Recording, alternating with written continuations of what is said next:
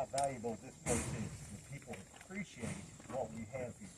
You know, this is a unique and unusual place in the Bell Smith Springs Canyon here, which, by the way, again, this is a National Natural Landmark, which is a designation by the U.S. Park Service. There are 4 creeks that come together in this canyon. And even at this time of year, when the creeks are dried up like they are right now, there's always a dozen spring pools here. And you folks who have been here know this, but there's always at least, you know, a dozen spring pools. Some of them are deep enough that you can jump into. Others, you can just sit there and water, ice cold water up to your neck, bring that core body temperature down, and get invigorated by the healing waters of Bell Smith Springs.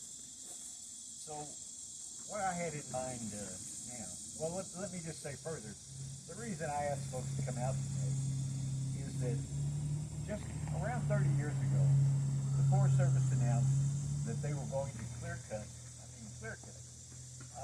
3,400 acres above this canyon, all the trees above this canyon, and also cut the big hardwoods along the creeks leading into this canyon. Well, in those days, and you know it was a different time 30 years ago, that was pre-internet, pre-social media, we had school bus loads of protesters who came out and put their bodies on the line to block the logging, and ultimately we went to federal court and prevailed, and that's what we have done this week. Now, we learned, for everything I'm telling you, there's a car right down in the next parking lot down where Stephen Nichols is at. Is Stephen up here right now? Anyway, there's a car down there where a couple of folks have informational handouts, you know, that you can share with other people. They have some Friends of Bell Smith Springs t-shirts in case anybody wants to make a small donation to us and, you know, walk away with a t-shirt like our preeminent Southern Illinois historian, Gary DeNeal, is publisher of Springhouse Magazine and author of the book on Charlie Burger that turned into a big deal and a documentary. And anyway, Gary has one on right now. And you might know his son, Hugh DeNeal, from the Woodbox gang. But anyway, there's a bunch of information in the car down in the next parking lot. So I would encourage you, before you leave today, to pick up some of that to share with people. And especially, go to our website, contact me personally, and because things are happening fast. Let's see, last fall, I went to check the mail one day at the house that I had for 40 years, where my daughter lives now. It's just about 1.5 miles across the country from here. And so I opened up the mailbox. Sam, let me just interject. Yeah, Paul, anybody driving a maroon Prius? That's me. That's you, sir? Yes. Can I have you come over here, please? Paul Wadowski is one of the Forest Service law enforcement folks, and these are good folks. And the loggers are good folks. They're just poor guys trying to make a living. You know, they're not making the decisions on what happens here. But 30-something years ago, they advertised this project as clear cutting at Bell Smith Springs. Well, the public was outraged, and as that outrage became evident to the Forest Service, they went so far as to take down the road signs on all the highways around here that said Bell Smith Springs on them. They did not want people coming to Bell Smith Springs, you know, to see what's at stake here. So we went to court. We got a temporary restraining order, which immediately halted the logging that they had started out that direction a ways, and that led to a court hearing where we were granted a preliminary injunction. That injunction lasted for 18 years. I believe it was the longest running federal court injunction in the country. But then after 18 years, when there was a big push for fracking in southern Illinois about 12, 13 years ago, some of you folks will recall the fracking battle,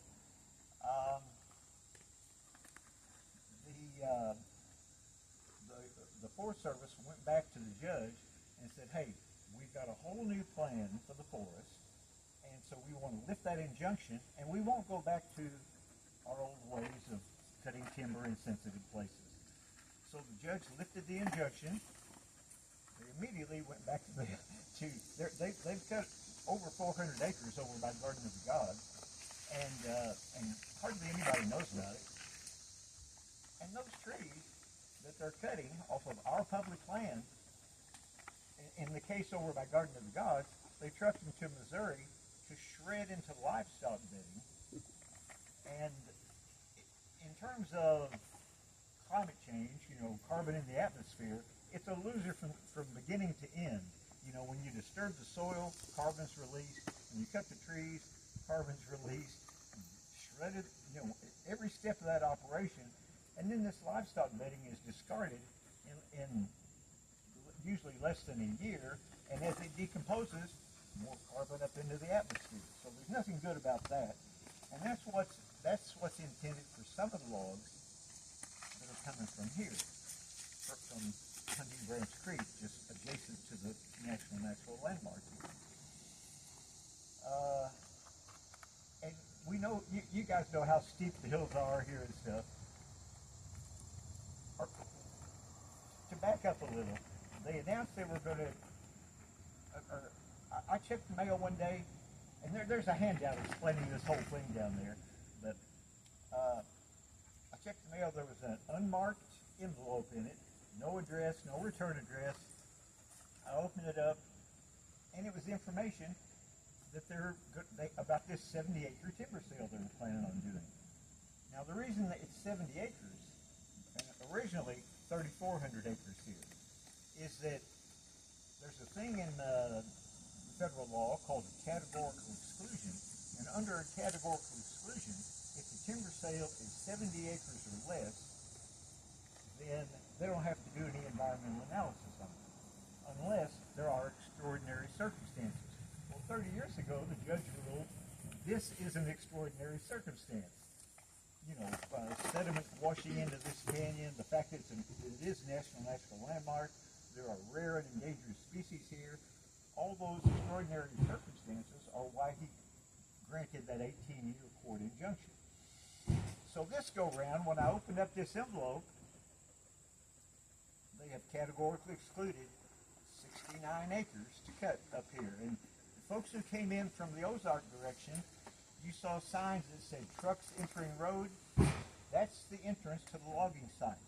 That logging site is now closed to the public. I had intended today that we would hike here for a couple hours to show folks what's at stake, and then after a couple hours here, that we would go up and walk into the logging site. Well, we can't go up there now because it has been closed to the public. They do not want you to see what's going on up there. But in that car down in the next parking lot that I was talking about, we got in there for 2 days before they closed it and took a bunch of pictures, and it is a moonscape. And it's so dry around here right now that there's just like 4 or 6 inches deep that you walk through. Well, the first time we get big rain, all that sediment is heading down Hunting Branch Creek into this canyon. And that 70 acres, 69 acres, is the first bite of the elephant. They're planning on doing that 3,400 acres, 69 acres at a time, under categorical exclusions. So, ever since we learned this, we filed a lawsuit against it, and we have been checking for the last several months where the Forest Service advertises land for where loggers can bid on timber sales. We've been checking that every week. We've never found anything. And by the way, they changed the name then from Beltsville Springs Logging to McCormick Oak Hickory Restoration. So people didn't know what that was. So we filed this lawsuit, been checking to see if anybody bid on the sale. Nobody had. And then I was, Tuesday morning, I was driving by there, and I saw heavy equipment going in there. That's when I learned that they had actually advertised, they changed the name again. It's now called V-Plow, is the name of that timber sale. That's how desperate they are to hide what they're doing from the public. So they changed that name to V-Plow. Back in February, they advertised it for 1 month. Nobody bid on it, so they awarded it to a guy, 69 acres of nice timber, to a guy from Kentucky for $24,000. They are, and never in the history of timber sales in the Shawnee National Forest had they ever made a profit. They've always been money-losing timber sales, and so they're giving, it's corporate welfare for the timber industry. They're giving our trees off of our public land to the timber industry below cost. So it's a sweet deal for the timber industry. So this week, when I saw that they had entered in here, we looked into it. That's when we found out, oh, they changed the name to V-Plow. We didn't know anything about it. They were in there logging like mad. And there's down in the next parking lot down where all the handouts are, there's some nice big 11 by 17 forest porn photos of what they've done up there already. I would encourage everybody to go look at that because I just really can't describe it. It's that bad. So, our old attorney who took the case 30 years ago, it was his first case out of law school. He was a corporate attorney for a big law firm in Chicago, and they sent him down here to take a pro bono, a free case, to help us hillbillies out. Well, that was his first case, and he so fell in love with, his name's Tom Bushell. He so fell in love with this place and with what we were doing that he left corporate law and went into environmental law, became the head of, he opened up the environmental law department at the University of Pittsburgh. Now he's the head of the Earthrise Law Center in Portland, Oregon. And when I called Tom and said, Tom, they're in Belsman Springs, he said, my first case was at Belsman Springs, and I'm getting ready to retire, and I'd like to make this my last case. So anyway, we got a lawsuit filed. Then I found out that they were logging. So this week, Tom filed an emergency temporary restraining order with the court to halt the logging. This is the process you have to go through. And I don't know that, we have, nobody else knows this yet because it just occurred yesterday afternoon about 4:30, but the judge, and I would encourage anybody who's recording to spread this widely on public media. This is the hot tip. Yesterday at 4:30, the judge did grant our motion for a temporary restraining order, but that is temporary. There will be a hearing coming up, and that's where we have. Thank you, Tom Bushell. He's the guy who's going to get this done. But there is, that's the first step we have to take. But we got this. My friend John Wallace and I, well-known environmentalist, got to serve those papers on the Forest Service at the gate up there while they were loading logs. They had to stop cutting immediately, shut the operation down. Yeah. There'll be a hearing coming up where, and Tom's going to fly in from Portland, Oregon for this. It's at the federal court in East St. Louis. And this time, instead of having a U.S. attorney from Benton, Illinois, which is what they've always done in the Shawnee, they're flying in an attorney from Washington, D.C. to represent the Forest Service. So it's a whole other world now, as you all know, than it was 30 years ago. So the logging is stopped for the moment, but anybody, please visit our website. There's an opportunity to donate there because we're trying to scrape up some funds for Tom Bushell's expenses. He's taking the case for free, but he and his assistant are flying here from Portland, Oregon. There's going to be some expenses, so any help with that sort of thing is greatly appreciated. So currently, that logging is halted. The loggers told me that they were going to work today. This is earlier last week. They said they're going to work today, and they were even going to work Labor Day on Monday, but now they're shut down. So I've babbled enough here. What I'd like to do is for folks who are physically fit enough to go on a hike for a couple of hours on uneven terrain down here at Bellsmith, we will take off, take a little hike. I know some folks have not been here before, so I just want to kind of give you an overview of what's at stake here, and you know we can talk further along the way, and as questions arise, you know we can talk on this hike, or please get my contact information, and any questions or concerns you have about the information we're putting out, please contact me about it, because I want our information to be completely accurate. One of the bases of our lawsuit is the fact that the Forest Service has been totally dishonest about this whole thing. They said that the slopes, and there's handouts about this, excerpts from our lawsuit down there. One of the first things that they said is that there are no extraordinary circumstances. It won't impact, the National Natural Landmark, even though it's right upstream from Honey Branch Creek. They said there are no endangered species in here. We uncovered evidence after they put that in writing. We uncovered evidence. They have recordings of endangered bats here, and there are other endangered species here. So there are a number of dishonesties that they are telling the public. And we want our information to be as accurate and well supported by the facts as possible. Sam, as we're all gathered up here, I think we need to owe you a huge round of thank you. I know you've been battling for 30 years or more, so thank you, Sam Stern. And those who helped us, Sam. I have just one kind of observation, Sam. Okay. This group here gathered is kind of magical. I don't know if anybody's got questions, but what an opportunity to have you and whoever you want to ask questions right here, right now. But I'm not trying to tell you what to do, but wow. Yeah, but I don't want to keep us standing still too long, but did you have something? I just wanted to, bring up this towards getting more public awareness and stuff, but online I see all these people say, well, we need the log. It revitalizes the forest. They always got that argument from forestry school.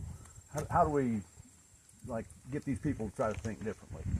They have no scientific evidence to support that it works.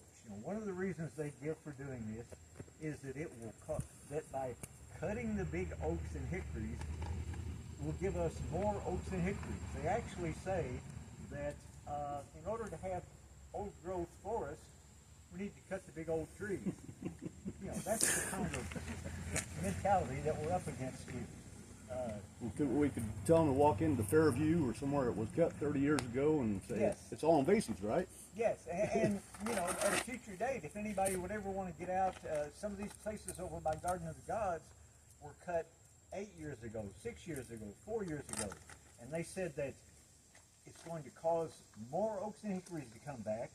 It's going to help get rid of invasive non-native species, and I can take you to every one of those logging sites. That has not happened. It hasn't worked anywhere else. There's no reason to believe that doing this. Well, there's the old definition of doing the same thing over and over and expecting different results. That's insanity, and that's what this is. Thank you. But again, I don't want to spend too much time up here. We can, we'll be taking some stops along the trail.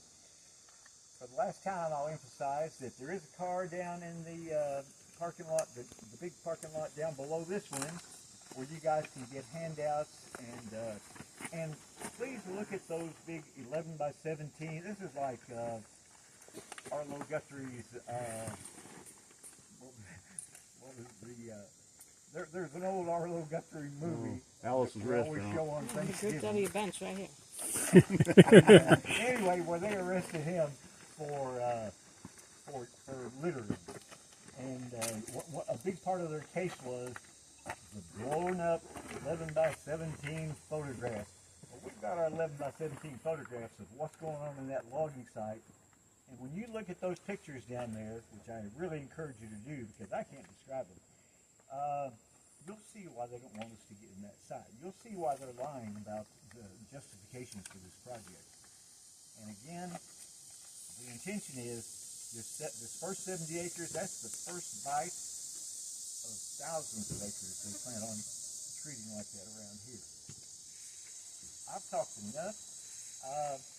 It did occur to me this morning that if anybody wants to, I have a bunch of bags in here.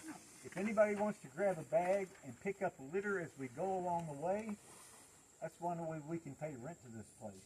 And when Kerry talked about me doing good for this place, I've been coming here, one of the handouts, one essay I wrote about this place down there will tell you that I've been coming here since before I was born. My mother, I'm 71 years old.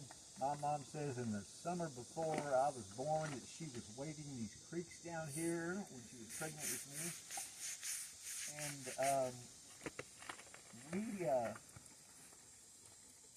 I'm an aging boomer in cognitive decline. I forgot where I was going with that thought. But if anybody, that's one way of paying our rent. And again, this place has given far more to me than I could ever give back to it in my lifetime. So if anybody wants a litter bag, grab one now, and we'll, unfortunately, probably fill it up, you will fill up your litter bags. And Kerry, will you be, are you going to be hiking, Kerry? Or are you No, going to be helping? I got my man Yeah, here. hanging Kerry. You introduce Gary? So